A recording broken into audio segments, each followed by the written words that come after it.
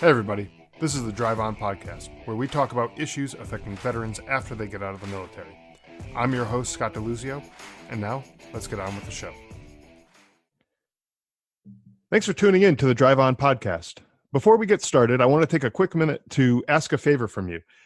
The point of this podcast is to help veterans through sharing stories like the one we're about to hear, but it's not really going to help if no one hears a story.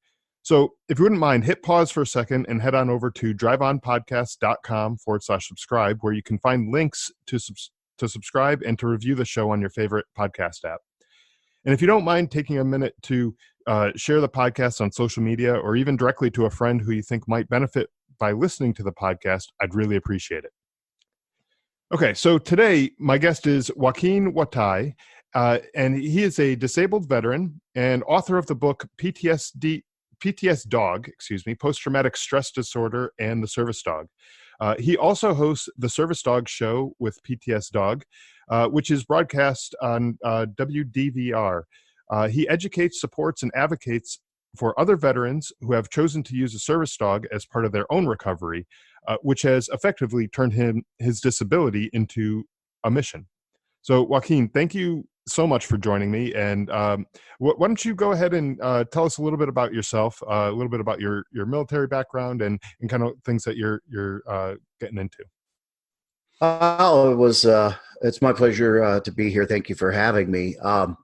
I was in the United States Navy for 15 years, and I had some experiences during my service that I didn't know had affected me. Got home. That was my final sea tour, 3 years on an aircraft carrier. Got home and went to shore duty, and things were not right. Things were different. My life was falling apart. I didn't understand what was happening. I was drinking excessively, over-exercising, and tearing my body apart to try and deal with what was going on in my head without understanding what was going on with my head. I had an accident which broke one of the vertebrae in my back and crushed several discs, and that effectively ended my Navy career. When I broke my back and was unable to go run for 10 or 15 miles a day, all of a sudden the stuff that was going on in my head caught up, ultimately ending me up inpatient in a mental health hospital in a wing dedicated for service members, where I was diagnosed with PTSD. And I jumped through all the hoops for the Navy at the time, and then the VA. I did all the classes. I went to all the different counselings. I took all the pills. And when I say all the pills, I mean I was taking more than 30 different pills, 11 different prescriptions a day. During that time, they did process me for a medical discharge and under honorable conditions. And I remember waking up one morning to start my daily routine, which was take my pills, lay in bed, and stare at the ceiling for 8 hours before I took my pills and went to sleep. And that was my life. I literally did, between the pain and recovering from back surgery and all the zombie cocktail of medication that the VA had me on for PTSD, I had no life. I was a zombie. I just existed for my next dose of pills. And I remember laying there staring at the ceiling thinking there really has to be more. There has to be more life than this. And my wife at the time suggested that I get a service dog. And we had just so happened to have recently started breeding Alaskan Malamutes. And so we decided that one of the puppies from our first litter would be my service dog. And at this point in time, I really didn't know what that meant. Didn't understand the laws, didn't understand what was necessary to train him. I was completely clueless. So, I said, sure, why not? I got to do something. Anything's better than this. Skeeter was born, literally fit in the palm of my hand when he was born. And he weighed exactly 1 pound, 16 ounces. He had to be born via C-section, so I wasn't there when he was born because it was at the vet's. However, I got to hold him in my hand about 3 hours later. And I knew in that instant that that was my dog. That's not normal. That's how it worked for me. And that was almost 9 years ago. And I never looked back. I started learning about the law. I knew how to train dogs. I grew up in Alaska. I mushed Alaskan Malamutes. When I was in high school, I did sledding, dog sledding. So, I wasn't completely clueless about just training a dog to be a good dog, but I didn't understand things about him being a service dog. Somewhere about maybe 9 or 10 months of age for Skeeter, I decided that the drugs weren't helping me. And I did probably one of the stupidest, most dangerous things I could have done. I quit all the VA drugs cold turkey. And I was very, very sick for quite a few months. That was the dumbest thing I could have done. What I should have done is gone and talked to my doctors and said, this isn't working. I need your help to wean off of these. However, I didn't, and it nearly killed me.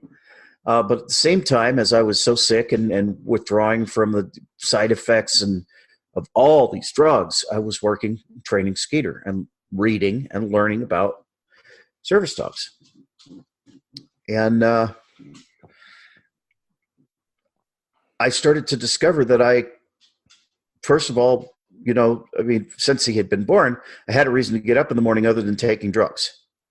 I had to potty my puppy. I had to take care of my puppy. I had to feed the dog, I had to take him and walk him. I had to do some training with him. And so slowly building on his training and my experience with him and my knowledge, I started training him to perform tasks to assist me with my disability. And by the time he was 3 years old, we were working and doing public access, and he was really starting to shine. I would say for the past 5 or 6 years solid, he really has not left my side. And I went from a reclusive zombie to published author, radio show host, different veterans groups and productions, radio shows and things reach out to me for my advice, for my opinion, for my self-taught expertise on the subject. I don't claim to be an expert, but other people call me an expert. And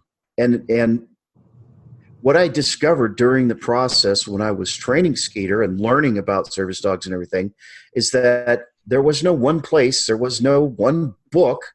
I'm the kind of person, if I'm going to do something, well, let me pick up a book and read about it and learn as much as I can about it. Well, that wasn't there. It didn't exist. It just so happens that I was a journalist as my career in the Navy. So I had the know-how. I had the training to do the research, put together a book, interview people, get their experiences in there, and write it. So 3 years ago, I decided that's what I'm going to do. Just a little bit more than 3 years ago, actually. So in July of 1996, July of 2016, wow. July of 2016, I started the PTSDog project. Okay. That's a great background on who you are and how you got to kind of where you are and everything. And I'd love to talk to you more about the process of getting your dog trained to be a service dog. Is it typical that people would do the training on their own, or is it one of those things where a lot of times people will get a service dog that it has already been trained by some sort of trainer, or that's kind of a big black box to me. I'm not sure how that whole process typically works. There are three ways to get a service dog with little air quotes around it. The Americans with Disabilities Act is the law that protects the right of disabled people to train and use a service dog to assist with their disability. In that law, it specifically states that disabled people have the right. It is a right. It is not a privilege. The law doesn't grant this. It protects the right of a disabled person to train their own service dog. So method number one is to find a dog that has the appropriate temperament and train it. If you have the knowledge, if you have the skill, if you have the patience and the ability, you are well within your rights to train your dog to be a service dog. Specifically, when we're talking about a PTSD service dog, as long as you understand how to train your dog, in my opinion and personal experience, this is the absolute best way to do it. The reason for that is because everything that Skeeter does for me is based on the bond that we formed from birth on up. Mm-hmm. And that bond, the way you bond with your dog is training your dog. And so as he was growing up, he was seeing my PTSD symptoms exhibit, and he started forming natural responses to those symptoms. And I was able to take his natural response and shape that through training into a nameable task in order to fulfill the requirements of the law, which is that a service dog must be trained to perform work or tasks to assist their disabled handler with their disability. The second method, if you don't have the experience, you remember, again, I used to mush dogs when I was a kid. I've been around dogs my whole life, been around Malamutes quite a bit of my life. So I knew what I was doing just in regards to training the dog. The second method is almost as good as doing it yourself. I call it cooperative training. Cooperative training is where you use a trainer or an organization that provides trainers to help you train with your dog. Perfect example of this is TADSAW, Train a Dog, Save a Warrior. They specialize in taking veterans and their personal dogs. They will screen the dog and make sure that it's got a suitable temperament to be a service dog, meaning it's not reactive to other dogs, it's not aggressive, it's not fearful. And then they will go through the veteran and the dog together will go through training classes with a trainer. And what they're really literally doing is training the veteran to train their own dog. By the time you graduate, the goal is by the time you graduate the TADSAW program, you should be able to turn around and train another team. Learn one, do one, teach one. Remember that concept from the Army. Right. And that's a really great idea. That is fantastic. It requires something that I learned by doing it myself. It requires a lot of sweat equity. And that's, I think, the number one lesson from both self-training and from cooperative training is that you get exactly what you put into your dog out of your dog. So if you don't put the time and the effort and the consistency into training your dog, you don't get a dog that's able to perform with consistency, and is calm and is confident. Which leads to the third method. Yes, there are organizations out there who provide, in air quotes again, fully trained service dogs. Specifically, there are a lot of organizations that train PTSD service dogs. And here's where I've found, through talking with thousands of veterans through the PTSDog, here's where I've found that there's some issues with that. First of all, when I was raising Skeeter and training him, he was exposed to me in full PTSD mode, and he learned what was going on with me, and he picked up on that and started responding when my stress levels started to increase, and adrenaline started dumping into my system. He started to respond to that. Dogs can smell the chemical changes that happen in our bodies. They can hear our heart rate increase. But dog senses are much more highly attuned than ours, and they can sense physiological changes that reflect what's going on psychologically in our brains. Right. Well, a stranger can't train any dog to recognize what's going on physiologically when I'm having a psychological meltdown. A third party can't do that. So you have third-party trained dogs exist, and there is a time and a place for them. Look, a mobility assistance dog that does things like pick up your keys and fetch your shoes and opens the fridge and opens doors for you, that's very specific, very time-consuming, and you have to be very knowledgeable to do that training, okay? That is absolutely a time and a place where having somebody else train the dog and then teach you how to handle dog is absolutely appropriate. PTSD, the whole point in my mind of a PTSD service dog is to be proactive. I have not had a full-on PTSD meltdown. Actually had the first one three or 4 weeks ago, the first one I had in about 3 years, because Skeeter intervenes before things get there. And he couldn't do that if some stranger trained him. Right. He couldn't. What are some of the things that the dogs will do for someone who's having a PTSD episode to kind of de-escalate that, if that's even the right term? Right. Yeah. Well, every person is different. Every disability exhibits differently for every person. People with PTSD do have some commonalities. It's common symptomology. We have panic attacks, anxiety, rage fits. Remember that one of the hypervigilance, essentially the fight or flight response is always right there, ready to go. Just there's no filter anymore. You're wired tight, ready to rock, and you go one of two ways. You're either ready to fight or you're ready to run. Always. Okay, so that was one of the problems I had, was hypervigilance, extreme hypervigilance. I couldn't go shopping.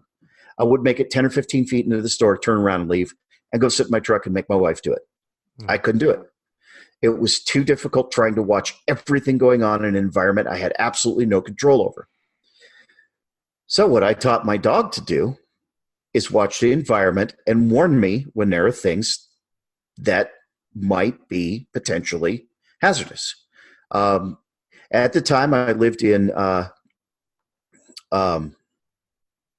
Colorado, and Pueblo, Colorado, and we had a very bad methamphetamine problem in Pueblo at the time, back in the early 2010s.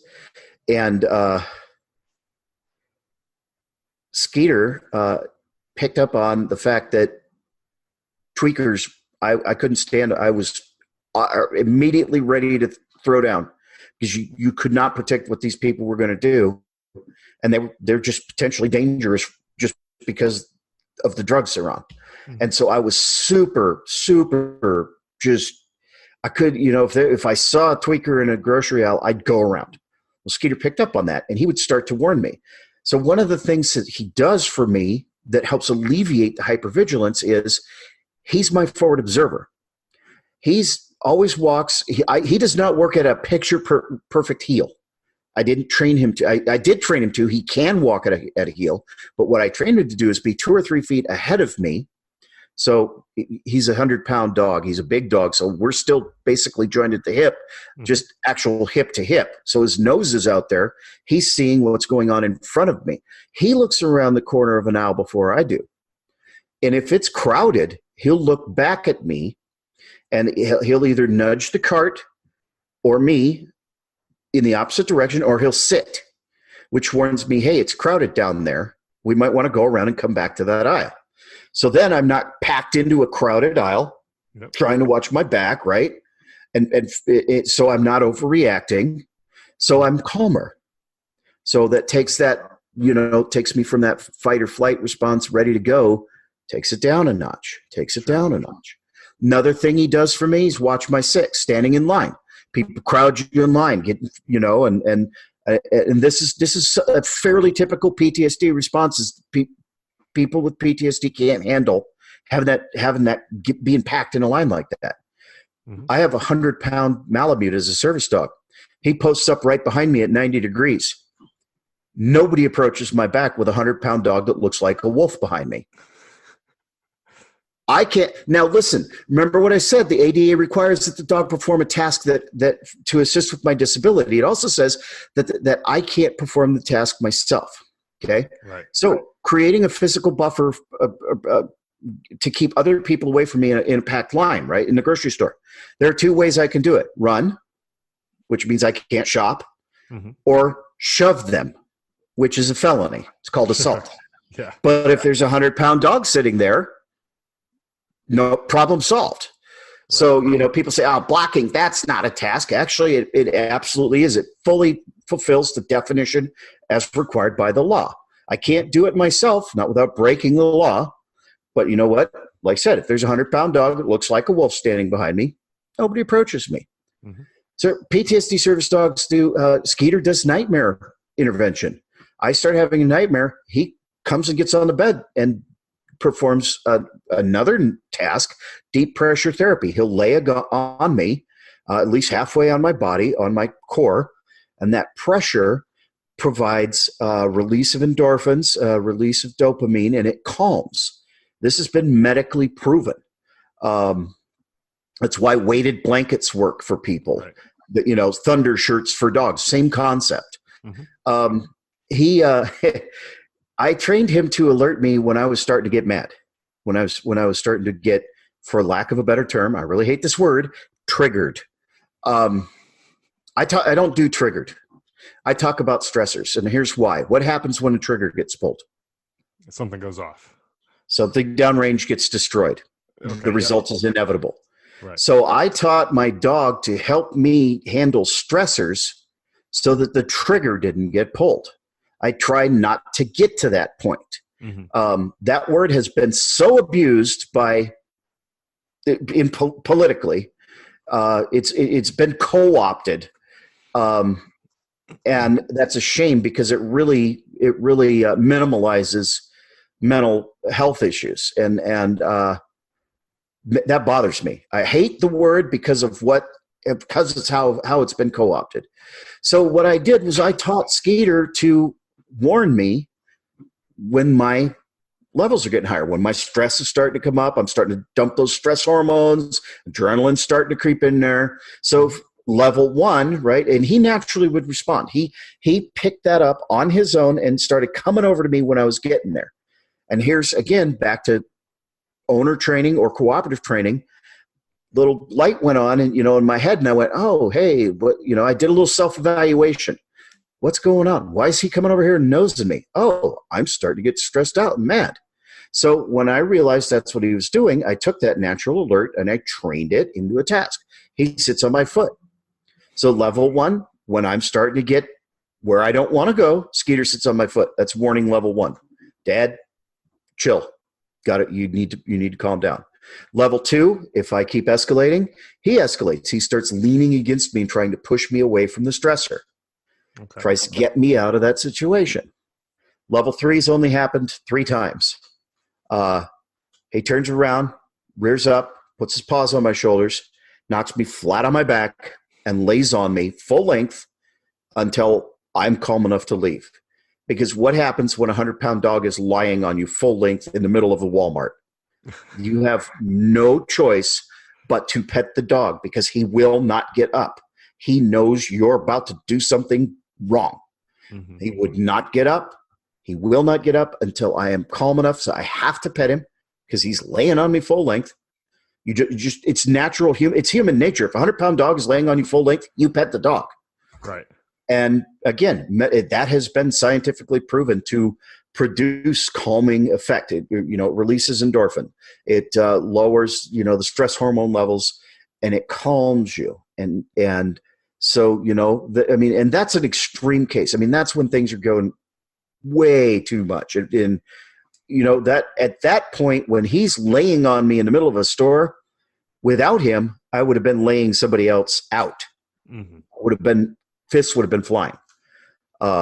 Or I would have been at a dead run trying to escape. Sure. And things don't get that way anymore.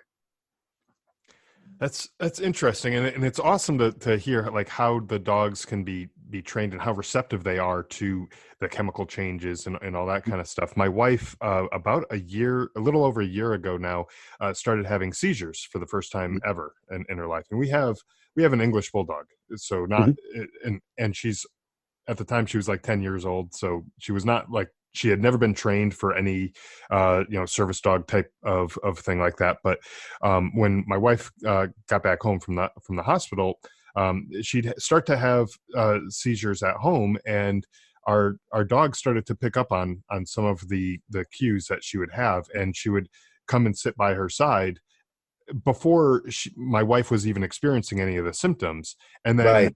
within a minute or two later, whatever the time period was, she would start to feel like the seizures were coming on, and we started noticing that the dog was kind of instinctively just going to her right before the seizures were going to happen. And it was like every single time, like clockwork, that she had a seizure, the dog was going right to her. And that was with no training. And I'm not trying to claim that she's a service dog or anything like that either, but it just goes to speak to the ability of dogs to be able to do that. Yeah, that's a natural alert. Yeah, that is a natural alert. And absolutely. And again, family dog, been around its whole life, bonded to the family, knows something's wrong with mom. Right. Okay. And that's a natural alert. And when you find a dog that has that ability, that is able to pick up naturally, that's the ideal, because that you take that natural alert and you use it to train that dog to do something specific. So if you want the dog to sit to warn you every time it happens, then you start rewarding. Good job. You warned me. As you're taking your rescue meds, if you have that option or whatever, and that's, again, though, the only way to figure that out is if the dog's with you. Sure. If there's somebody else training the dog, that whole part of the equation doesn't exist. And specifically for things like seizures, things like PTSD, anxiety alert, heart rate, diabetes. Diabetes is a little different because you can actually take the sputum of a diabetic and freeze it and send it to a training organization, and the smell of their breath the dog can be taught at different sugar levels. When you smell this, do this. That's a little bit different, but it's much easier to do it at home, but with the dog right with you. Sure. Advice, putting cotton balls in your mouth when your sugar's down to 30 and then, freezing them and mailing. When your sugar's down that low, you're not thinking about that. No, exactly. Yeah. And that's just, and see, the process of training your service dog, especially a PTSD service dog, forces a couple of things to happen. It forces you to be introspective. You have to think about what's happening, why is it happening, and how do I want my dog to warn me so that I can do something different? Okay. And one of the biggest ways, especially in places like public, that a PTSD service dog works is redirection. And I'm not talking about redirecting the dog's attention. I'm talking about where the handler's attention goes. Instead of, oh my God, it's crowded, it's loud. Walmart, perfect example. It's crowded, it's loud, you can't control the environment, you don't know what's around the next corner. All of these things are high anxiety, high energy. Get that fight or flight ready to go. Okay? But if you're focusing on making sure your dog's on point, giving your dog commands, tell your dog where you're going to go, because guess what? Dogs can't read our minds. So, tell your dog, hey, we're going right, we're going left. I use sled dog commands, ha and G. Slow down, let's go forward, straight ahead. Handling, an active verb, handling your dog, it becomes what your job is. I don't go to the grocery store to buy groceries. I go to the grocery store to train and handle my dog. And that's another thing that both owner training and cooperative training understand and acknowledge, is that training never ends. There is no such thing as a fully trained service dog. It doesn't exist, because a dog is a living being. And if you don't maintain training by training, they lose that training, just like we did in the military. If you didn't practice, if you didn't go to the range, if you didn't Do exercises. If you didn't practice doing your job in the Navy, it was firefighting. If you didn't do that, you lost the skills. Right. Why did we train all the time? Train. We're spending so much time training. Well, you need that training when you're deployed. Right. But if you don't have the training, you don't know what's happening when you're deployed. Yeah, exactly. All of those skills are perishable. If you don't use it, you lose it. And exactly. And it's exact same with the dog. So here I am. I'm this veteran. I've got the PTSD, and I'm going to get this fully trained service dog. And after 6 months or a year, the dog's not doing what it's supposed to be doing. But they said it was fully trained. What they didn't do was train the veteran. Mm-hmm. They didn't give the veteran the tools that the veteran needed to maintain that level of behavior and performing of tasks, because the whole premise behind a third-party organization training a service dog is that nobody else knows how to train a dog. Right. Guess what? Anybody can train a dog. Anybody is capable of it, as long as they want to do a little bit of learning and be consistent and patient and work with the dog. Anybody has the capability if they make up their minds to do it. Yeah, that's great advice too, because some people might be just shy away from the idea of getting a service dog because they might think it's too expensive to have a full dedicated trainer to do all of this stuff, and they just would never be able to get it done, for a reasonable cost. And I'm not trying to say that it's inexpensive to train the dog on your own, because there's things that you need to learn and things like that. I'm not trying to say that, but where on the flip side, where you have somebody else who's doing the training for you, that I've heard from other people that can run into the tens of thousands of dollars, and that could be lots and lots of money. And most people don't have that just laying around. Yeah, there are organizations who claim that it takes. Now, remember, we're talking about nonprofits here, mm-hmm. So ideally, there should be no quid pro quo for the vet. Okay, ideally, we provide the organization, we provide the dog to you free of charge. That is the ideal. There are very few organizations where that's actually true. Right. Some of the organizations want a dog and pony show, and they have a very specific visual type of veteran that they assist. And they all look pretty much the same, and there's lots of pictures of them, and they show up at events with their dog, and they're put through this media ringer, a dog and pony show. Mm-hmm. Let me tell you something. If you're at the point in your life like I was, where all I did was live to take my pills and stare at the ceiling, there's no way I could have gone out and performed for, such and such organization. Sure. The PTSD was running me too much. So think about that. If they expect you to go out and, do and song and dance or, dance a jig, some of these organizations require that the veterans do fundraising. Again, dog and pony show. You have to go out there and raise $25,000 in order to get the dog. That's quid pro quo. That's not the way nonprofit is supposed to work. It dances right on the line of not being legal. Some of these organizations, the ones that I refer veterans to, the cooperative training organizations, require sweat equity. It's same as training your dog yourself. They require that you come to class, go to class, and when you go home, keep practicing. Right. Class a week, then you'd better be practicing. Practice for half an hour with your dog, twice a day, every day until next week's class. 2 classes a week, that's a little easier because you have more guidance from the trainer. But a lot of people drop out of these cooperative programs when they realize it's actually work.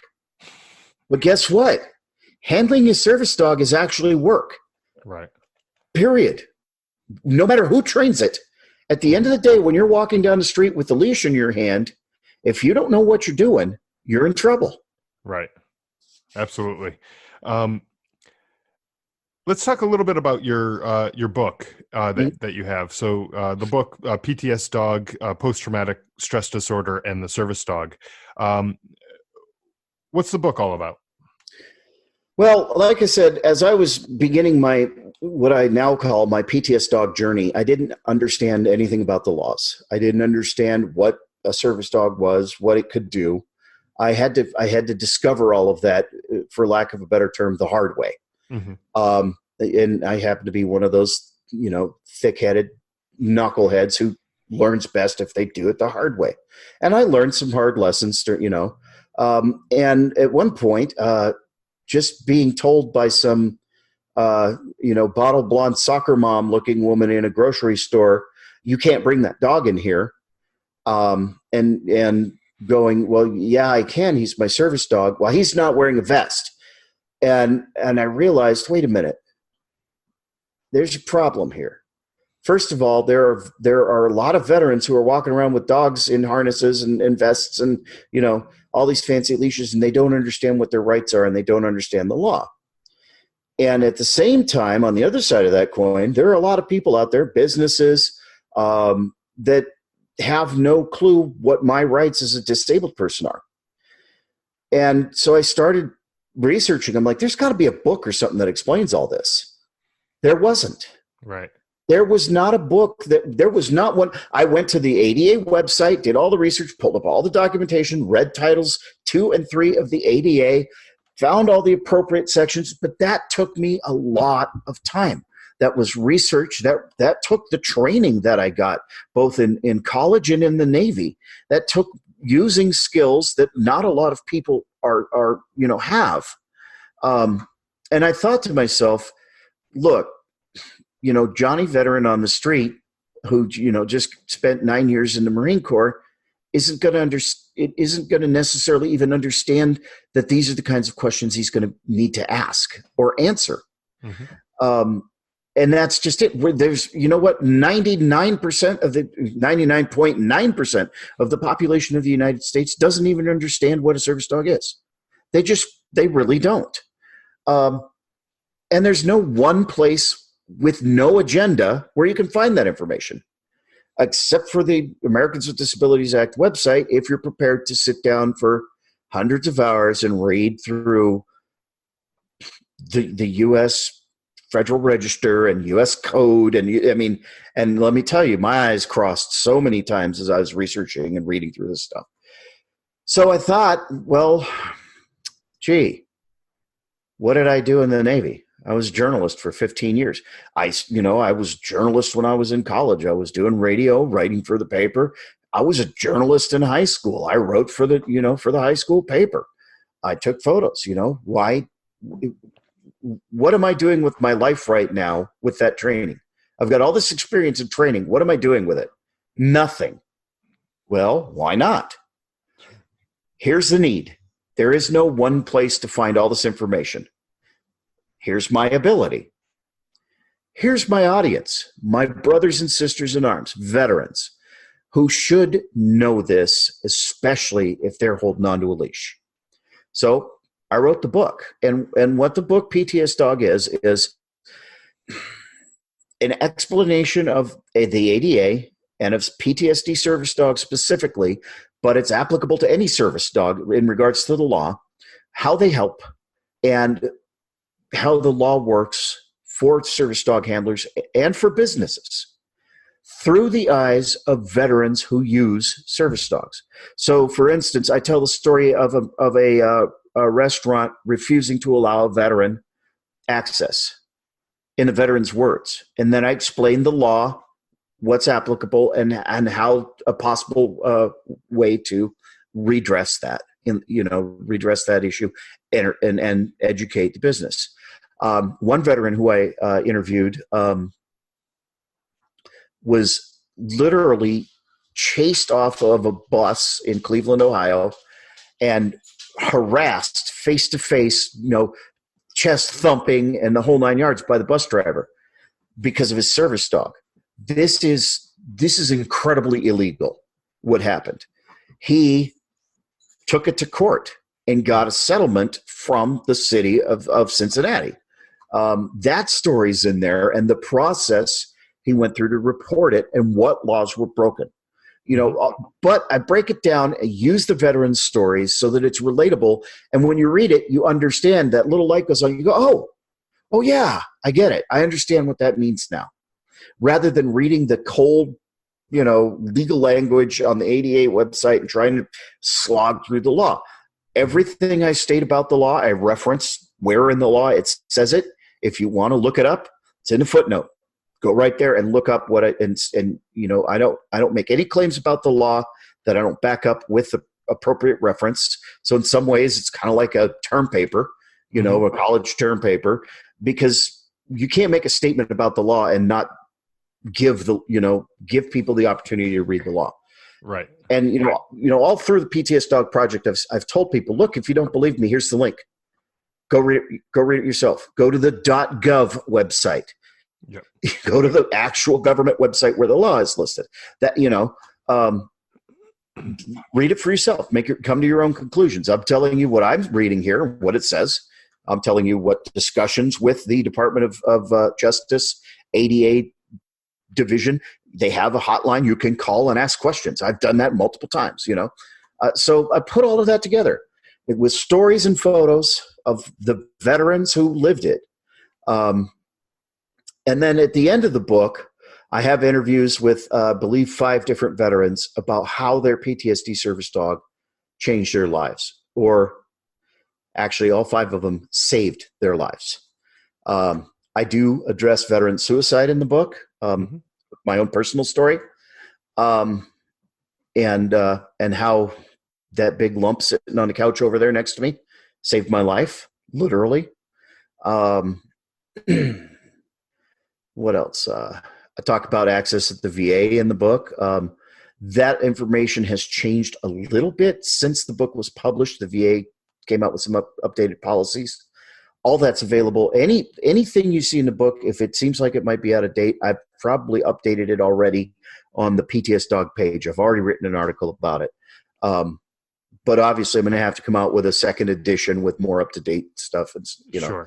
Laws change all the time. Yeah. I talk about the fact that the ADA is a civil rights law, and with the understanding that what it does is guarantee equality for disabled people, how using a registry, forcing disabled handlers to register their service dogs would be discriminatory. There's a whole chapter on the service dog registry question. And that's an important question, especially right now, because there are people in the service dog community, veterans, who are actively trying to take away the rights of disabled service dog handlers, because there are people out there abusing the protection that we have and claiming that their pets are service dogs when they are not. Why are we going to punish the people who are doing it right for the actions of criminals? Right. And there's a real great parallel there with the Second Amendment.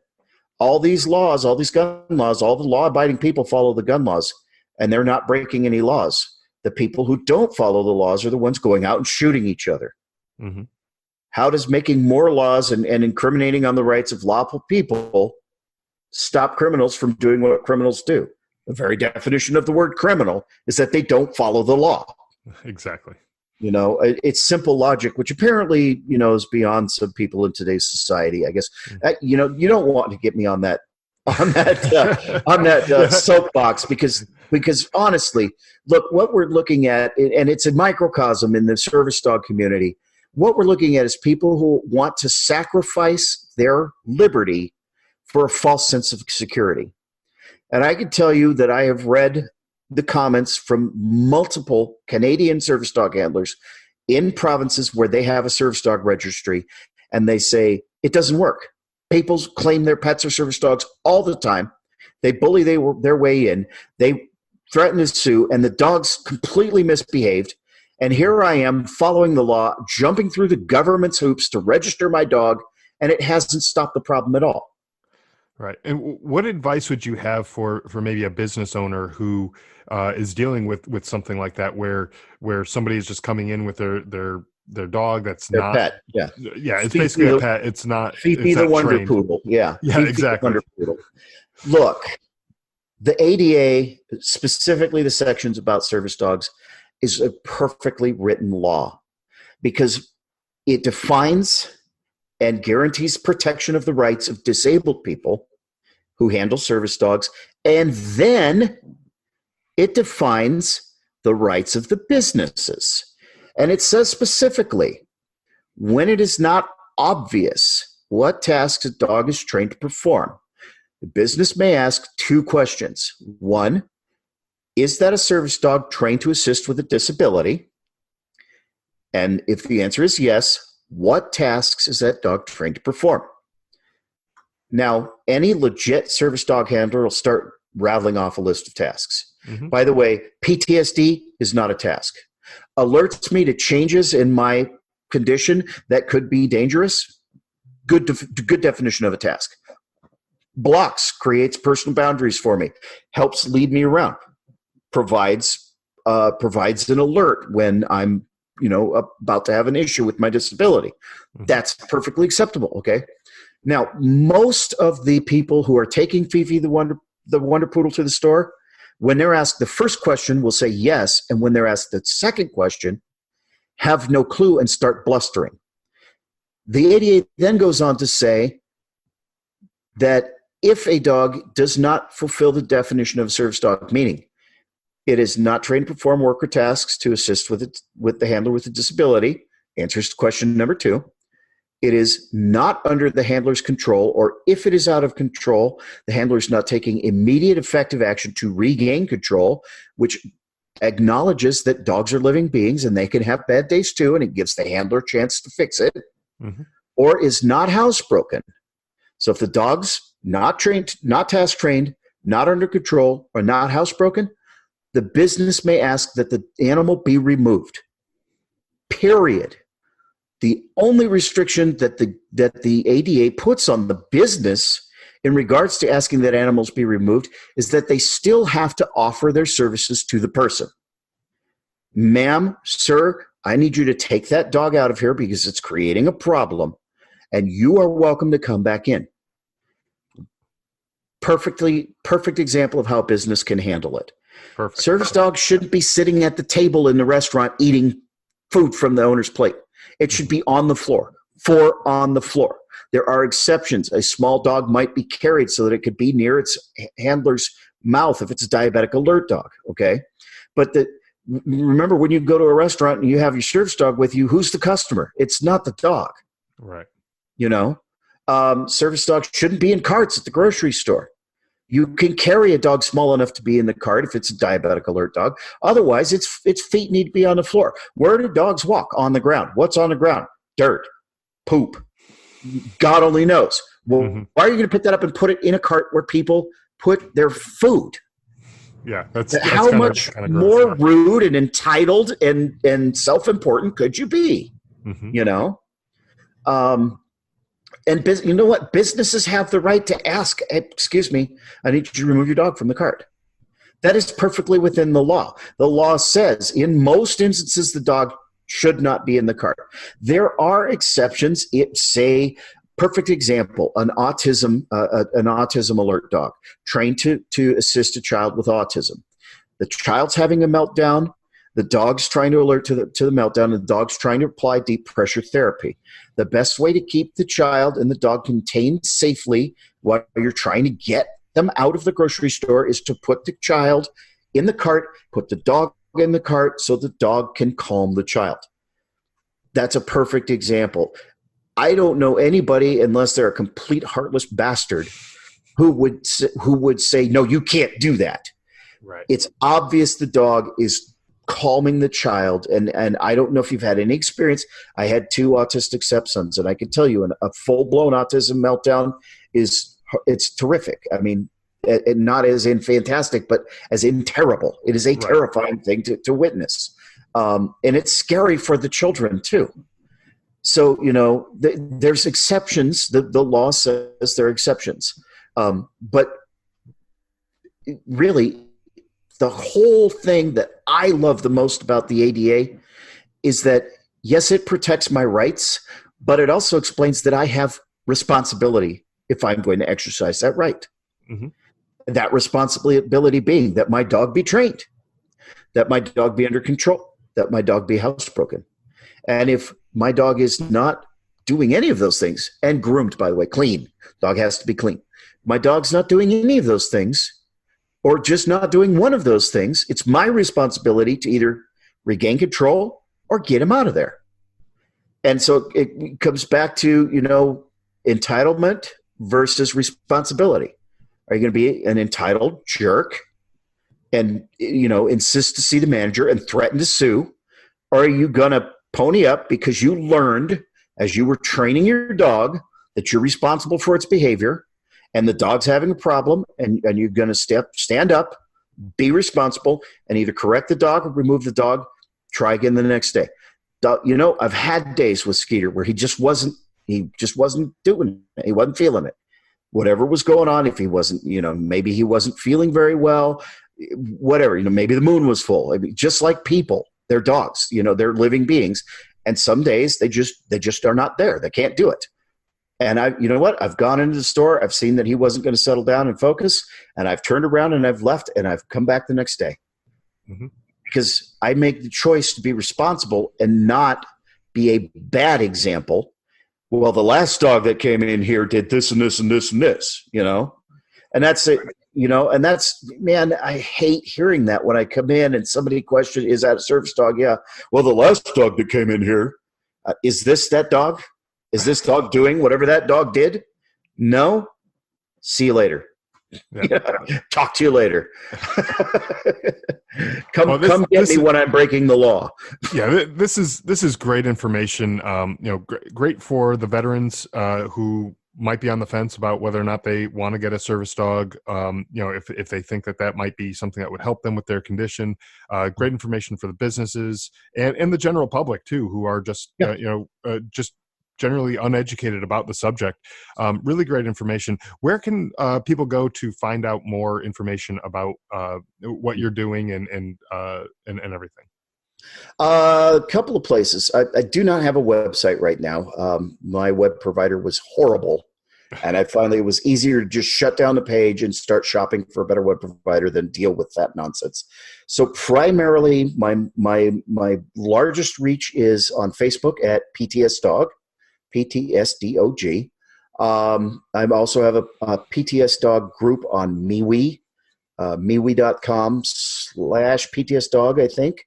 Have a YouTube channel. Just search PTSDog on YouTube, where I do Facebook Lives, and I'll upload them to the YouTube channel afterwards. And then there's the Service Dog Show. The Service Dog Show is actually changing its name. Used to be the Service Dog Show with PTSDog. It is now, I think, just going to be the Service Dog Show because I hired a co-host. Okay.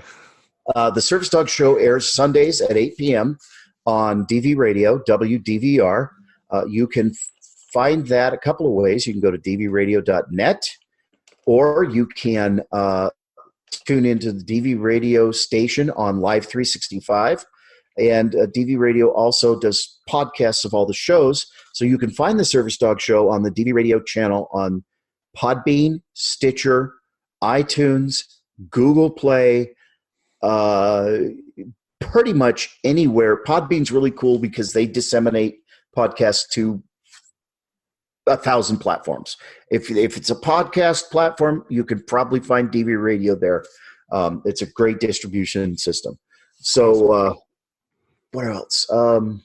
I do have an Instagram. It's PTSDog_Skeeter. I rarely ever use it. I hate it. I have a Twitter also, PTSDog. Again, rarely ever use it. I hate it. And then that's about it. Primarily Facebook right now, unfortunately. The platform is dying, but it's still got the most reach. It does, for at least for the time being. So, well, that's great. I'll link to all of those locations in the show notes for the show, and and I'll link to your book as well, so that people know where to find it, and how to get in touch with you if they want to get more involved or have questions about service dogs in general. So thank you very much for coming on and sharing what your knowledge and your background on the the situation with service dogs. Thank you. It's my pleasure. By the way, just to let the audience know, I do have a staff of moderators on the PTSDog page, and we answer questions. They're all disabled veterans, all service dog handlers. And if you have questions, please don't hesitate to message the page and ask. We're there as close to 24/7 as we can be to answer those questions. That's amazing that you have that kind of access and availability to have people moderating that and answering the questions round the clock. That's great. Yeah. All right. Well, thank you again, and for anyone who's listening, all those links that we talked about will be in the show notes. So feel free to check it out at driveonpodcast.com, and you'll be able to check out all the notes there and where to find the book, PTSDog, Post-Traumatic Stress Disorder, and the Service Dog. Thank you again. Thank you.